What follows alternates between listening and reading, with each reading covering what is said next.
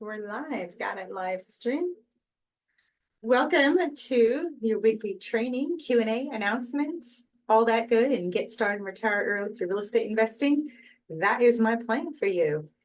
There's so much that we cover here in this group. Some of it you can see over in the guide section, the different trainings that we've done, and then also some weekly wins from clients, any kind of workshop that we're doing. You'll see all of that in the either pin section or the guide section of this group. Today is all about answering your questions and welcoming the new members. Today we're going to cover also in a training of how to comp properties.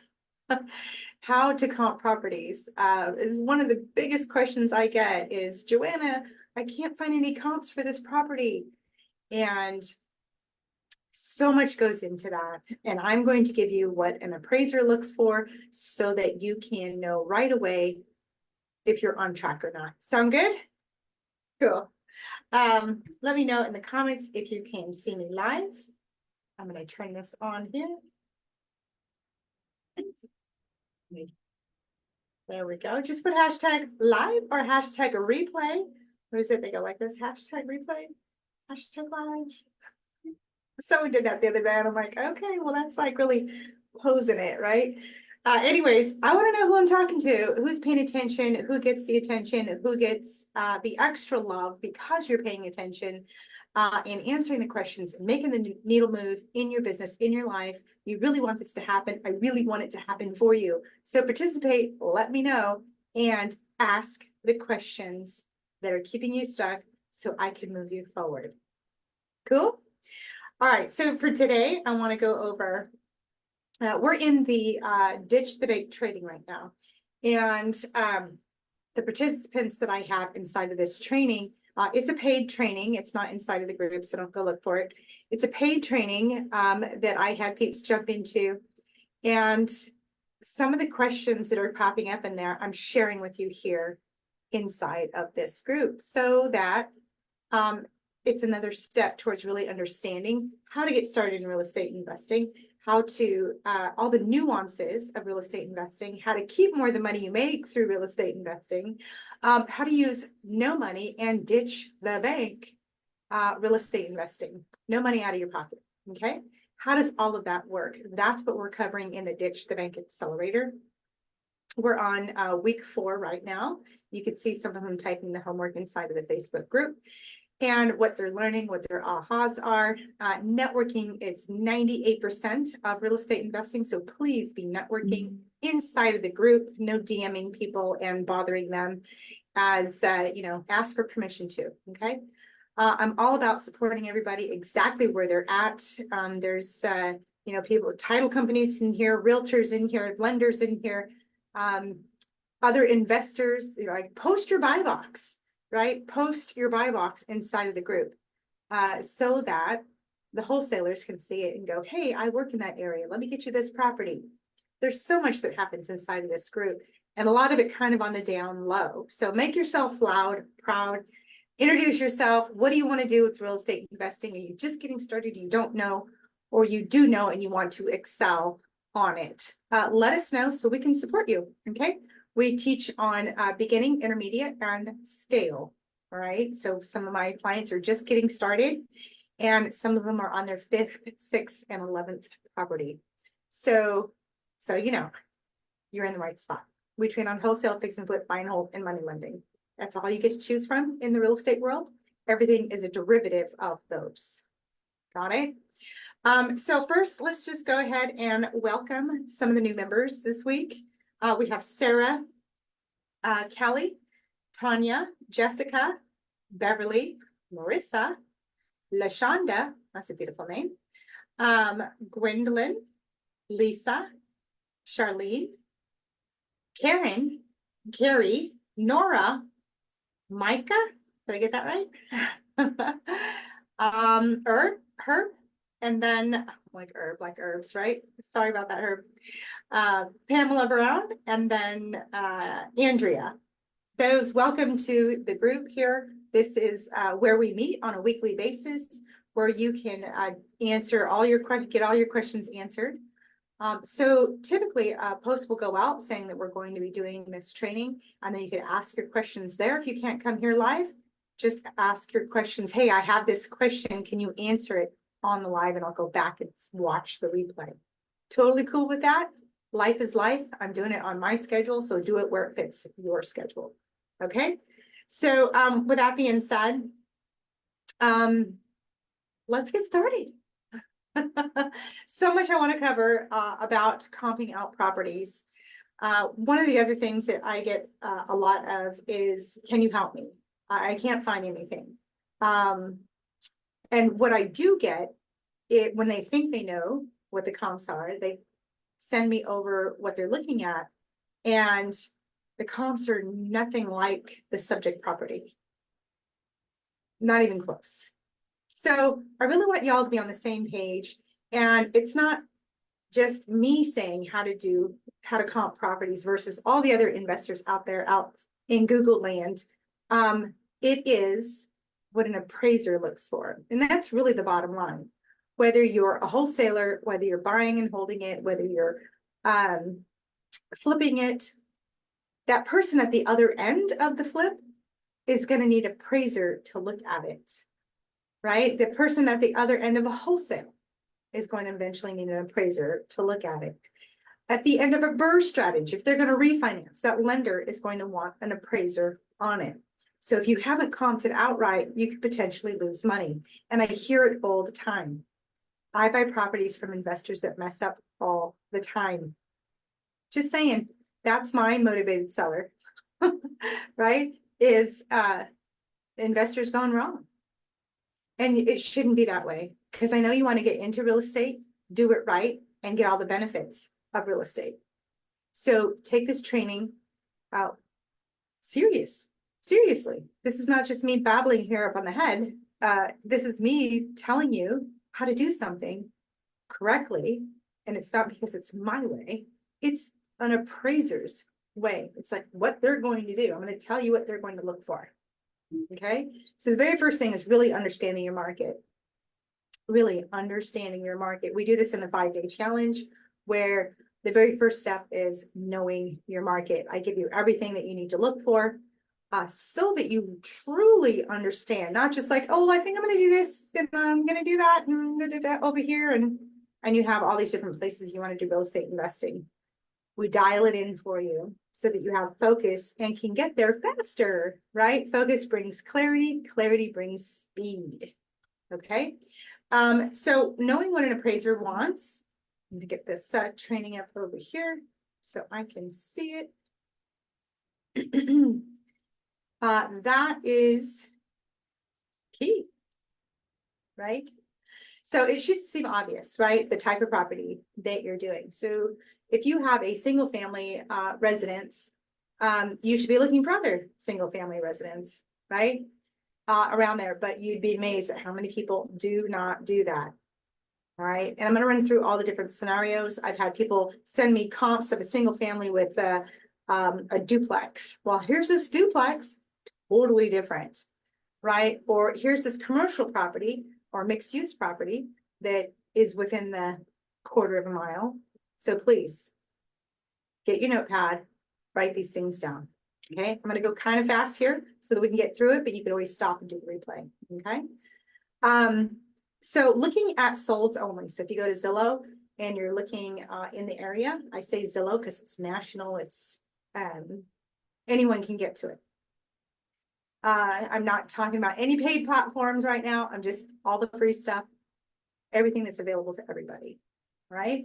So if you're looking on Zillow, you would look at solds only, not listings. You could list stuff for whatever you want. You want to look at solds. All right. So that's the very first step where people make a mistake, is they show me a current listing. So don't do that. Just the solds. And you want it within 3 to 6 months, typically only 90 days. So typically within a 3-month period, a 90-day period. If you have to go out a little bit further because you can't find something, go extend the time a little bit, but no further than 6 months. And here's the thing. If you still can't find anything, you're probably in the wrong market. I'm just saying, you're probably in the wrong market because there should be plenty for you to choose from. Your market should be plentiful. If it's not plentiful with plenty of fish to fish, you're in the wrong market. Okay, so that's a whole nother training, is dialing down your market. So understand that no more than 6 months. You typically want 30 days. And then you want to compare apples to apples. I know we kind of just touched on that just a little bit, but truly apples to apples. Because sometimes you could have houses right next to each other and they're very different. All right, single family, this one has so many different things, right? Or was built at a different era. So many different things. So make sure it's apples to apples. All right. And the same square footage. You want the same square footage of, let's just say it's 1,500 square feet that you're looking at. You want no more than 200 one way and 200 the other way. So from 13 to 1,700 is your barometer of what a comp is. Okay. And again, you want single family to single family, not single family to duplex, I think I said, right? And then within the same area, right? You also don't want one with stairs, right? So if there's a single family ranch, you don't want one that's 2-story in the same area, right? So you're like, but it's in the same area, just as a 2-story. You don't want that. The appraiser's not going to want to put that on the appraisal, okay? There's all kinds of variances that appraisers do, but I'm telling you the exact brick that they look at to the most perfect situation for an appraiser. Now, I'm not going to get into all the different variances. I'll get into some, but there are, I'm giving you like the solid wall of what they look for, and you're going to get as close to it as you can. All right. Because I know any questions, go ahead, type the questions in the comments. I know they're going to come up, but this is what you're looking for. Okay. You want single family to single family. If it's a ranch, you just want ranch to ranch. Okay. And then you want, if there's like a historic district, like one of the houses I did in Stockton, the historic district was really close by, right? So we couldn't go that far off for comps, because once it's a historical property, historical area, all of that changes. So know your market, okay? And you want it within about 5 years. You want it within about a 5-year build generation. So if it was built in 1975, you want no less than 1970 and no more than 1980. Once you get into 1980, it's different building materials, different things that they did, different building code, different, right? So just know that an appraiser looks for that specifically, okay? And the same style house, the same build, right? The same type of style of a house. So a craftsman style house versus a craftsman style house.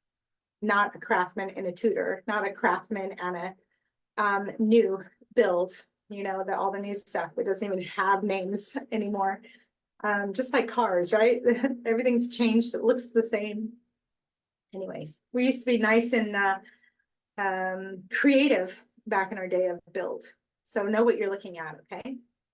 And again, same asset class. You want not just a single family versus a multifamily, but if it's a single family and maybe right next to it is mobile homes, like a mobile home park, right? Right down the street is a mobile home park. You cannot use a mobile home as a comp as a 3-bedroom, 2-bath to a 3-bedroom, 2-bath. It's not the same. It's a different kind of build, right? So there's more value in a stick home than there is a mobile home. All right. And then you want to go no more than 1/4 mile out of your subject property. No more than a 1/4 mile out of your subject property, and no more than a mile. Well, so you want to go about 1/4 mile would be ideal, but no more than a mile, if that makes sense. Hopefully it does. I've seen people give me ones that are like 5 miles away. I'm like, that's a whole nother market. So make sure it's in the same area, the same vicinity. And a way to judge this, to understand it is, you know, when you're thinking of subdivisions, I know not every house is in a subdivision, especially on the East Coast. There's a lot of that on the West Coast. I invest in multiple states. And I get the difference according as you get from one side of the nation to the other. There's all kinds of different criteria types of houses. So my investments that I do on the East Coast have different things that I have to look for versus the properties I've done on the West Coast. So just know that, know where you're at, understand your market. Once again, everything leads back to your market. All right. So no more than a mile out.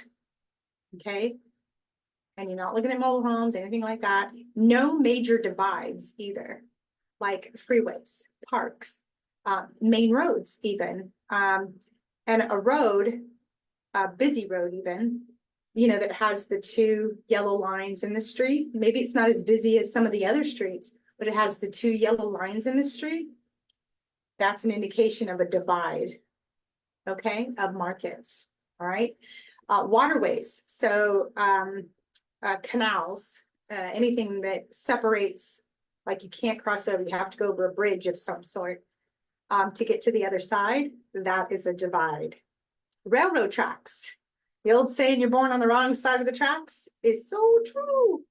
That side of the track is a different market than this side of the tracks, all right? And then sometimes you'll have to adjust for, you know, if something is close, but again, I'm not going to get into too much adjustment.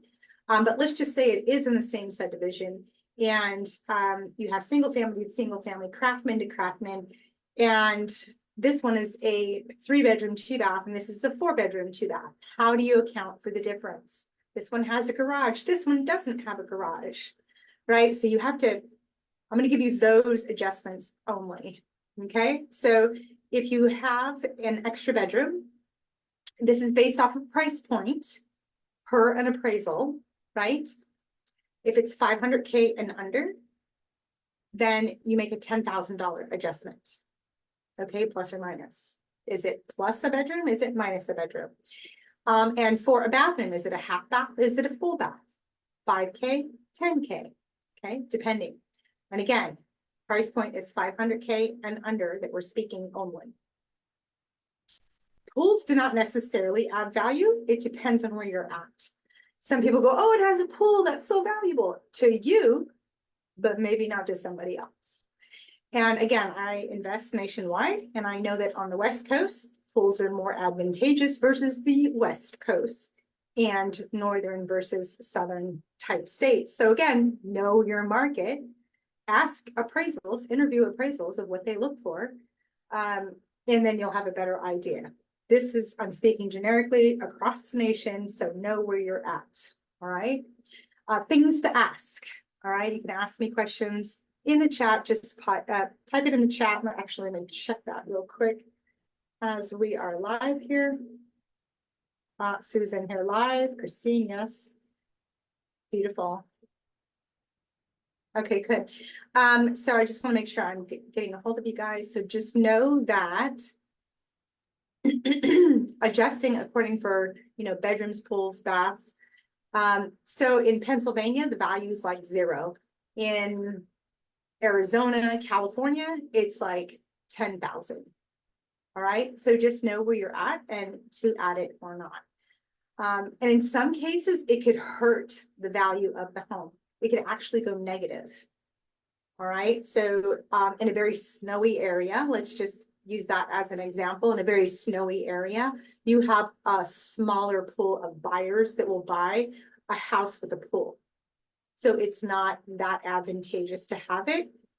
If you have a pool, you don't add the 10,000. Okay. But in California, you would, right? Like it's very advantageous where it's mostly hot. That's what another way to think of it. Not just California, but where it's hot, it's very like desired to have a pool. All right. So, and then adjusting for like if it's front facing on a busy street versus back in a cul-de-sac. You know, it's back in the community. You don't really see it off of the main road. Okay, you'll adjust for that. Typically anywhere from $10,000 to $20,000. Okay, anywhere from $10,000 to $20,000, you'll plus or minus, depending on where the property is at. And if it's front facing or around multifamily, anywhere from 10 to 20,000 as well. Okay, so it brings down the value being around multifamily. So I'm speaking of single family, just to make sure we're all on the same page. And you know, the saying of location, location, location. It's such a cliche statement, but so freaking true. The location matters. The location matters. So last but not least, basements. And I was speaking with Tina about ADUs in California. ADUs are auxiliary dwelling units in California. Some might refer to them as mother-in-law units, in-law units, mother and daughter, whatever. It's that extra dwelling that's on your property. It may not add value to your property, okay? So this will, again, depend on your state in some cases, like the basement, right? So typically an appraiser will only give you the living value. So that's the living value above grade, above the foundation, and a basement is a foundation. Okay, so it will only give you the value of the living space, so the basement and above. You might get 50%, but that would be the maximum that they will allow. Now in California, in earthquake land, there isn't that many basements. All right, so if there is one, it's zero. It's zero in the value department. And let's say Tennessee, okay, it's Dixie Alley or whatever. It's not Tornado Alley. It's like Dixie Alley. It's some southern way of saying it, of where a lot of tornadoes come through. So the basement is a value. So again, know your market, know where you're at, know what's wanted by the buyer, and our appraisers know what is valuable for that market. They are educated in that market. So again, we do talk about team in the 5-day challenge. That's one of the things. Interview an appraiser and say, hey, this is what I'm looking at. What is it that you would look for? And they would say, you know, I'm going to compare this to this, right? If you have that, that's okay. I'll do the work and in adjusting it. That's his job, his or her job to adjust accordingly. That's not for you to fully understand. Okay, you're not licensed, don't worry about it. But I'm giving you a really huge list of how to get this 95%. They're going to do all the nuances. All right. So when you do this, you know you have a good deal or a bad deal right out of the gate. This is where so many investors messed up and they didn't do their numbers correctly. The numbers is one of the main things that investors mess up left and right. So if you can get this down, it is an amazing skill to have. And it's something that I've done over the years. It was one of the things that that held me back when I first got started. I didn't understand any of this. And a lot of this came through experience. So this is why through the 5-day challenge, I put you through an experience. And right now we're doing the Ditch the Bank Accelerator. They're getting through an experience and deep diving into real estate investing and how it works for them, right?